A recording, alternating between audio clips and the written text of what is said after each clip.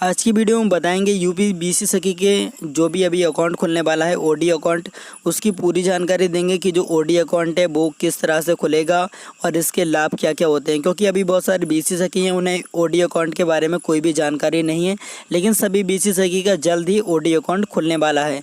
बात करेंगे सभी प्रकार के खाते के बारे में, क्योंकि अभी जो बीसी सखी हैं या जो नॉर्मल कस्टमर है सबके पास जो सेविंग अकाउंट या करंट अकाउंट तो होते हैं, लेकिन ओडी अकाउंट है वो सभी को नहीं दिया जाता है।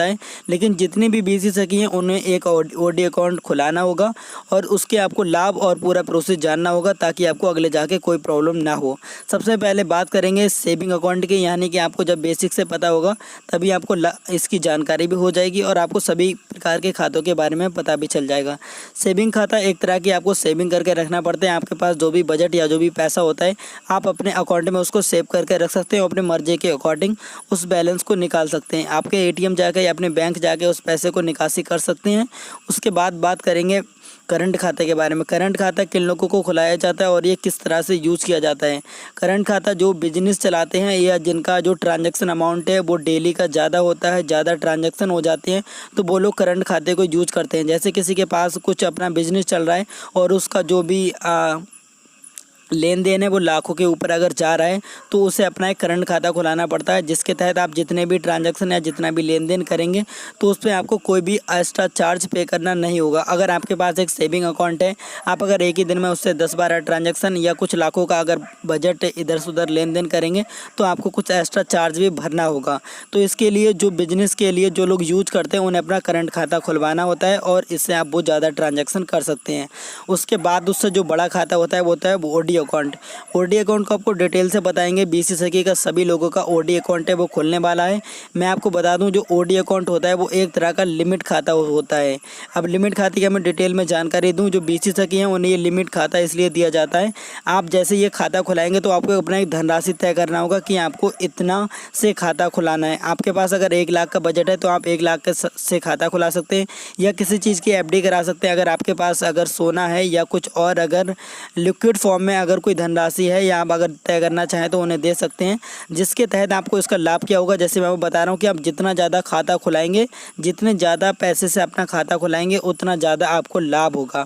अब बात करते हैं कि उतना ज़्यादा किस चीज़ का लाभ होगा। अगर मान लें एक छोटी सी बात कि अगर अपना जो खाता है ओडी अकाउंट अगर 1 लाख से खुलाते हैं और उसमें 1 लाख का अगर बजट रखते हैं तो उससे आपका क्या फ़ायदा होगा। 1 लाख का जो आपका बजट है उसमें एफडी जो आपने कराया है उससे आपको 90% का जो खाता है उसमें जो 90% बजट है वो आपको एक्स्ट्रा दिया जाएगा। यानी कि बात करें आपने अगर उसमें से बजट जो पैसा है वो निकाल रहे हैं अपने कस्टमरों के खाते में भेज रहे हैं, अगर आपने अगर 1 लाख पैसा जो आपने जमा किया है अपने ओडी अकाउंट में वो अगर आप वहां से निकाल रहे हैं तो उसके अलावा आप 90,000 पैसा उस अकाउंट से और निकाल सकते हैं।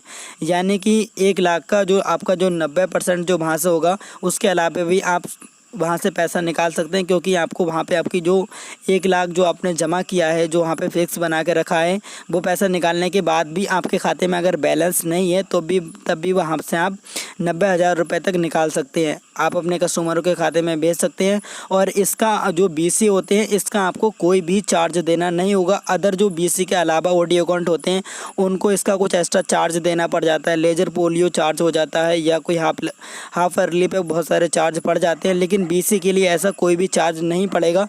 और आप बीसी खुलाने से पहले एक बात ज़रूर ध्यान में रखें, आप जैसे बीसी खुलाएं तो अपना जो स्कीम कोड है वो ध्यान रख लें। सभी बीसी के लिए बैंक ऑफ बड़ौदा में अधिकतर बीसी के खाते खुलेंगे तो वहाँ का कोड आप ज़रूर ध्यान रख लें। बहुत सारे मैनेजरों को भी इसकी जानकारी नहीं होती है कि इनका कोड क्या है। अगर इस बात को नज़रअंदाज किया और आपने अगर खुला लिया तो आपको बहुत सारी प्रॉब्लम आएगी। आपको मंथली पे या आपको 6 मंथ बाद बहुत सारे चार्ज लगने लगेंगे।